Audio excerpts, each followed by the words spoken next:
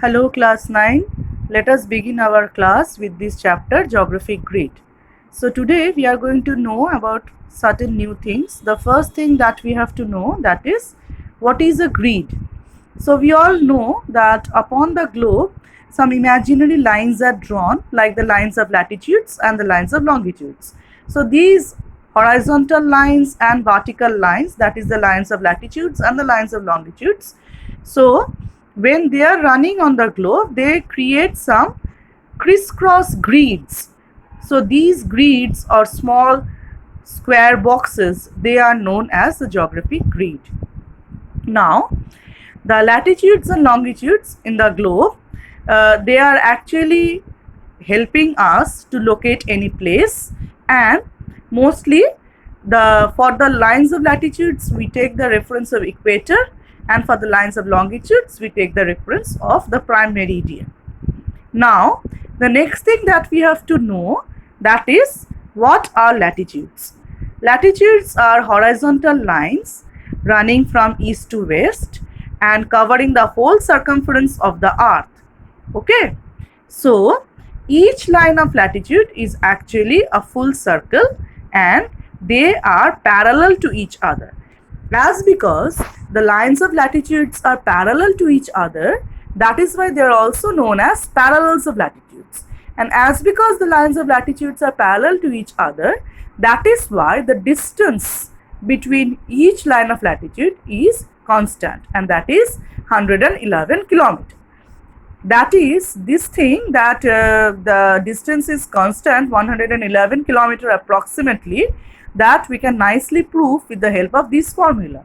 That is 1 degree latitude, it is actually covering the entire circumference of the earth, which is 40,000 kilometers, and that is divided by 360 degree, which is actually coming approximately 111 kilometers. So the distance between each line of long latitude, that is from 0 degree to 1 degree, from 1 degree to 2 degree, from 2 degree to 3 degree. So in this way, the difference between, or rather the distance between, difference obviously, the difference between each line of long latitude is 111 kilometers, and that is more or less constant.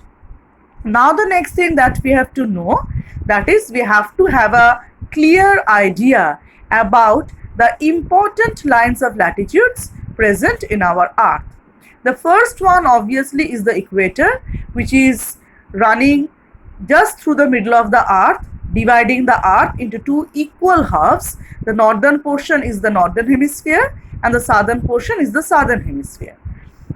Other than equator, two more important line of latitudes, or next to equator, two more important line of latitudes are the Tropic of Cancer, which has got a value of 23.5 degree north, and the Tropic of Capricorn, which has got a value of 23.5 degree south.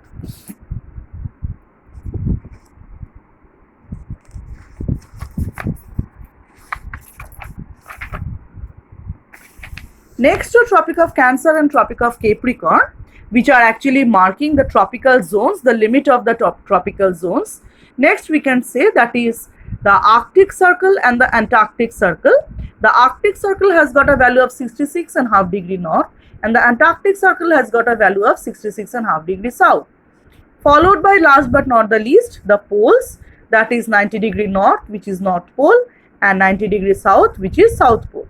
Now, these lines of latitudes, they are mainly used for marking the heat zones of the earth. Now, what about these heat zones? We, from our experience only, we can say that entire earth does not receive same amount of heat, or in the entire earth, the temperature of all the places are not same. The countries which are located very close to the equator, they are quite warm or they are hot. Then gradually towards the poles, the temperature decreases. So these lines of latitudes, they are actually dividing the earth into three heat zones.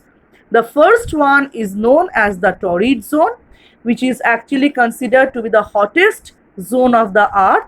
Starting from the equator, it is extending in the northern hemisphere up to the Tropic of Cancer, and in the southern hemisphere up to Tropic of Capricorn. So Within the tropics, the torrid zone or the hottest possible zone, hottest possible heat zone of the earth is present. Now, from the Tropic of Cancer till the Arctic Circle and from the Tropic of Capricorn till the Antarctic Circle is a mild kind of zone which is known as the temperate zone. In the northern hemisphere, it is known as North Temperate Zone, that is extending from 23.5 degree north to 66.5 degree north, and in the southern hemisphere it is known as South Temperate Zone, which is actually extending from 23.5 degree south to 66.5 degree south. And this variation of temperature mainly occurs due to the curved surface of the earth and the tilted inclination of the earth, or tilting of the earth. That is, the earth is inclined at an angle of 66.5 degree. So because of this tilted position and curved surface of the earth, beyond the tropics, the sun rays are falling in an inclined way or in a slanting way, and for that matter, the temperature reduces. So beyond the temperate zone lies the frigid zone. So as the name suggests, this is the coldest possible zone of the earth. In the northern hemisphere, it is extending from 66.5 degree north to 90 degree north and known as the North Frigid Zone. In the southern hemisphere, it is extending from 66.5 degree south to 90 degree south and it is known as South Frigid Zone. Over here, the inclination of the sun rays are very poor. That is why temperature is also very less, and most of the time actually places nearby the poles remain frozen throughout the year. So this was all about the latitudes of the earth. Now the next thing that we have to know, or we have to have an idea, that is the longitudes. The longitudes are actually vertical lines, the line which is passing just through the middle of the earth, from North Pole to South Pole, that is the prime meridian. Just like the equator, the value of prime meridian is also 0 degree.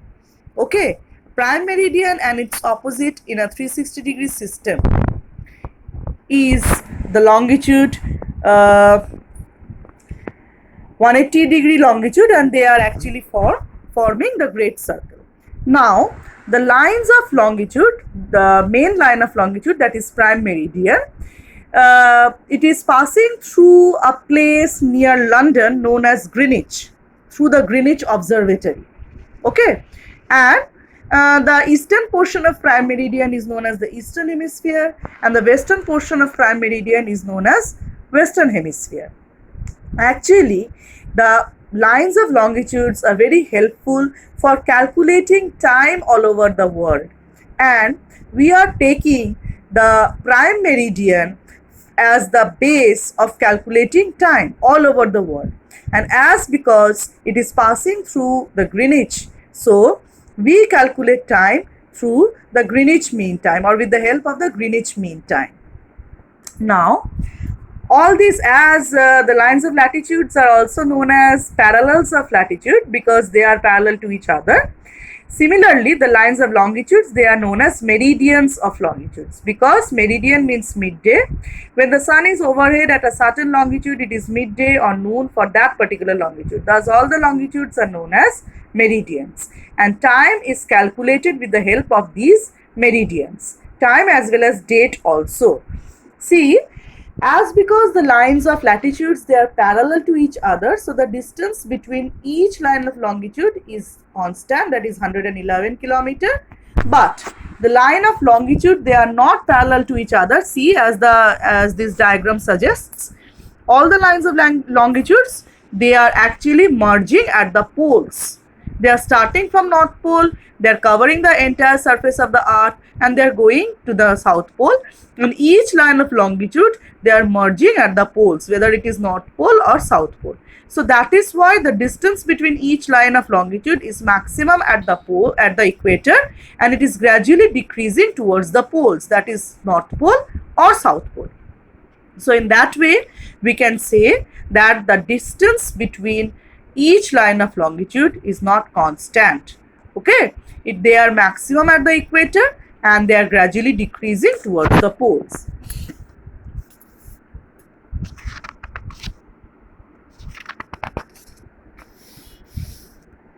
Now, as the lines of latitudes are very helpful in determining the climate of any place because they are marking the heat zones of the earth. Similarly, the lines of longitudes are very helpful in determining the time and date of any place. Okay, because as the earth is completing one rotation in 24 hours, so we can say that is 360 degree or the entire circumference is covered on 24 hours.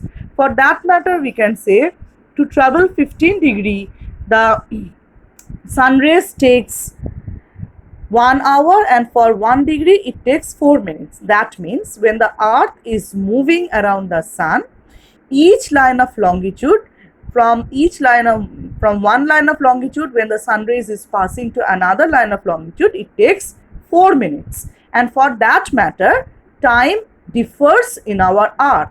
And a very specific and very interesting thing is that as our earth is moving from west to east, that is why the eastern countries have early sunrise and sunset than the western countries. Okay, so for each line of longitude, please keep it in mind that for each line of longitude, the time difference is only 4 minutes.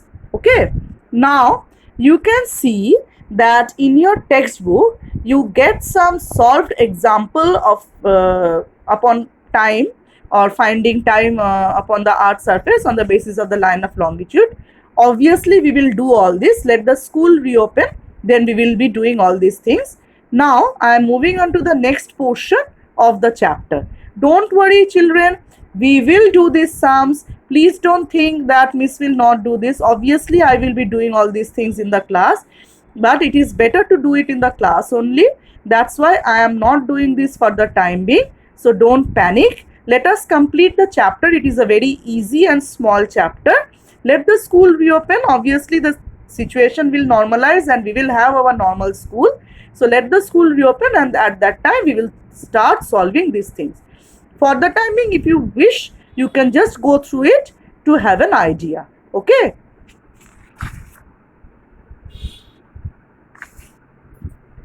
Now the next thing that we can say or that we have to know, that is local time. What is the meaning of this thing, that is local time?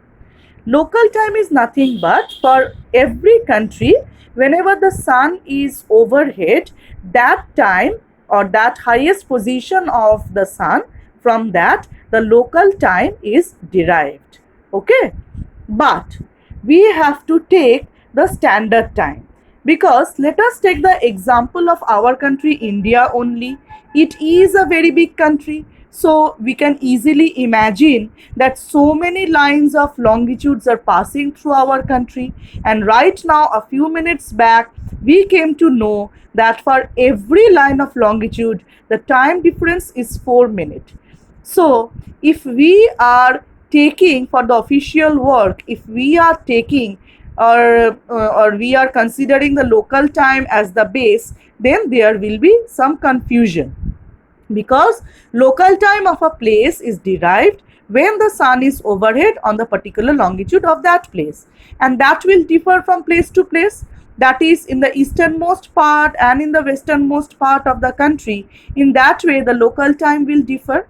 So that is why, or from there, the concept of standard time comes. So because we have to follow one single time for an entire country. So how we are deriving the standard time? Actually, for any country, more or less through the middle of the country, the line of longitude which is passing, and when there is noon on that country, on that line of longitude, on the basis of that, the standard time is derived, and that standard time is followed in the entire country. For India, we can say that 82.5 degree east, this line of longitude is actually the standard meridian, and on the basis of this standard meridian, the standard time of India is calculated. This imaginary line, all the lines of longitudes and latitudes are imaginary line. So this imaginary line 82 and half degree east, that is 82 degree 30-minute east. It is passing through Allahabad.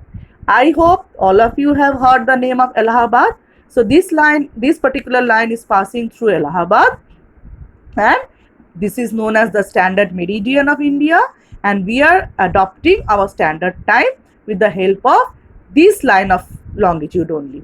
Because just think about one thing. Suppose a person is living in Kolkata and wants to go to Mumbai for a job interview, and suppose he has to be present in front of the interview board at about 11 a.m. Now, Kolkata is located in the east of the country and Mumbai is located to the west of the country. And in between there are so many lines of longitudes passing. And for each line of longitude there is a time difference of 4 minutes. So, which 11 a.m. should the person follow? 11 a.m. of Kolkata or 11 a.m. of Mumbai? So that will create a lot of problem, a lot of confusion. This is one example. So if we follow the local time, we will face numerous time related problem. So for that matter, we are following the standard time, and because of the standard time is same all over the country. Okay, but I would like to say one thing over here, that is the next thing only, time zones.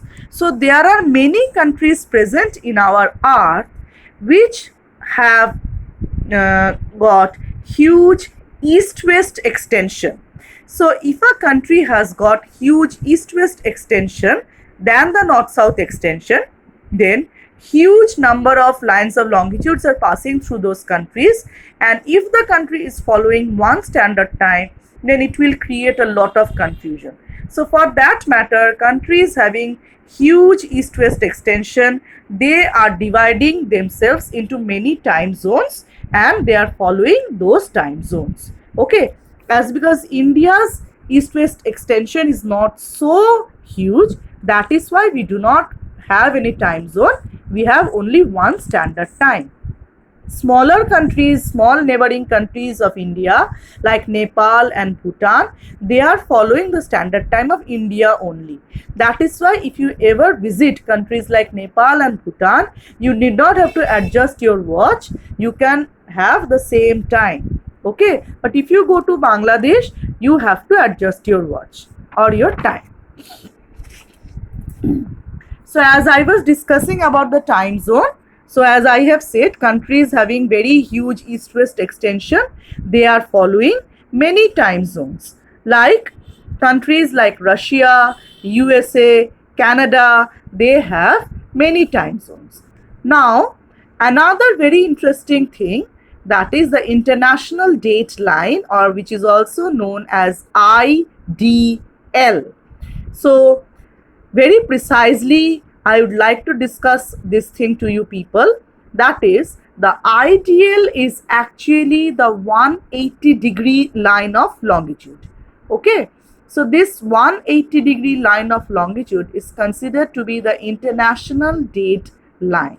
Towards the east of IDL, if anybody from the Western Hemisphere crossing the IDL goes to the Eastern Hemisphere, the person has to adjust his watch, because towards the east time is added, because the eastern countries, they are ahead of time. Similarly, if a person is going towards the Western Hemisphere, that person have to subtract time. So we have to keep a very simple thing in our mind, that is east gains. So we add, so that is EGA. And similarly, west loses, that is west loses time. So we subtract, that is WLS. Now this IDL is not a straight line. As you can see that the IDL has been drawn upon the 180-degree line of longitude. But you can see this from this diagram, that is the 180-degree line of longitude is a straight line, but the ideal is not a straight line. It has been curved at certain places.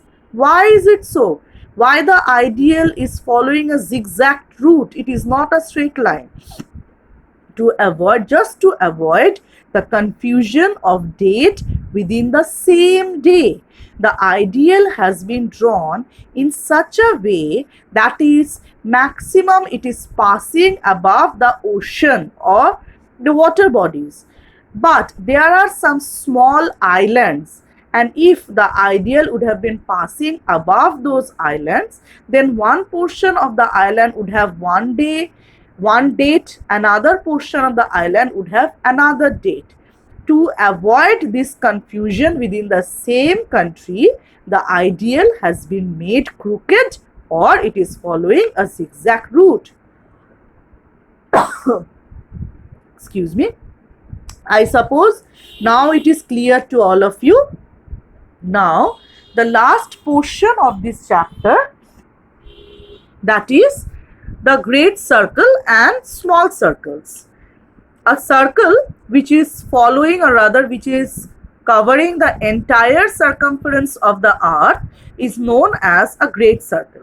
So in that sense, we can say that the equator is among the lines of latitudes, the equator is the only great circle.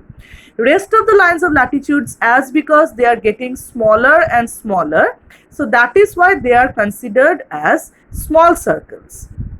Okay, so from this part, nothing else is required, students. You will only learn, or rather you have to only learn what is a great circle and what is a small circle.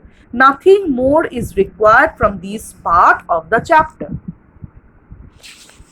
Now let us come to the end portion of this chapter. So in your textbook, they have very clearly written the difference between great circle and small circle and merits and demerits of great circles.